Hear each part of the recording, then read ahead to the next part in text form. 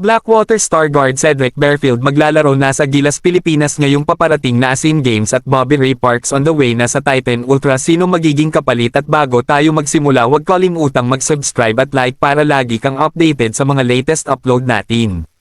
Salamat! Blackwater superstar na si Cedric Barefield maglalaro na sa Gilas Pilipinas ngayong paparating na Asian Games. Napasama ang pangalan ng Blackwater superstar player na si Barefield sa mga players na kinokonsidera para mag-represent ng bansa natin sa paparating na Asian Games. Isa si Cedric Barefield ngayon sa mga top talent ngayon na naglalaro sa PBA. Si Barefield ngayon ang isa sa mga pinakamagaling na combo guard ngayon sa PBA na kaya talagang umiscore kung gugustuhin, kaya masasabi natin na bagay talaga ang isang katulad ni Cedric Barefield sa Gilas Pilipinas dahil alam naman din natin na kailangan talaga ng Gilas Pilipinas ng malaki na guard para makipag-compete sa ibang mga bigating team sa international games. Ayon din kay Cedric Barefield na natutuwa siya ngayon dahil napasama ito sa mga players na pinagpipilian para makapaglaro sa Gilas Pilipinas at gagawin niya daw lahat ng makakaya niya para sa ating bansa. At kung kayo ang tatanungin mga Lloyd Sports Zone, sa tingin nyo bagay ba talaga si Cedric Barefield sa Gilas Pilipinas? Comment na.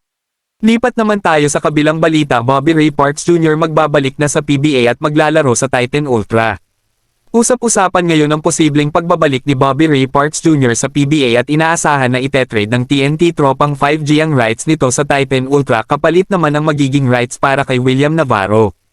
Ang dalawang teams ngayon na ito ay nag-uusap para sa magaganap na trade sa pagitan ni Ray Parks at William Navarro, at kung sakaling matuloy man ang trade na ito at bumalik sa PBA si Ray Parks ay magiging maganda ito para sa Titan Ultra dahil magkakaroon sila ng legitimate go-tigay sa katauhan ni Ray Parks Jr. Inaasahan na ngayong conference o bago mag-PBA draft next year magaganap ang trade na ito dahil alam naman natin na ugong-ugong na talaga ang Ray Parks comeback sa PBA at hindi natin masasabi na magbabalik pa ito sa TNT Tropang 5G dahil sa nasirang relationship nito sa kanila. Kung matuloy man ang trade din na ito ay magiging patas lang sa tingin natin dahil magaling din naman talaga ang dalawang players na ito, pero inaasahan din natin na baka mapasama sa package na hihingi ng TNT Tropang 5G ang first round pick ng Titan Ultra. Kung kayo ang tatanungin mga ka-Lloyd Sports Zone, sang-ayon ba kayo sa trade na ito? Comment na. At bago matapos ang ating video, huwag kalimutang mag-subscribe at like para lagi kang updated sa mga latest upload natin. Salamat!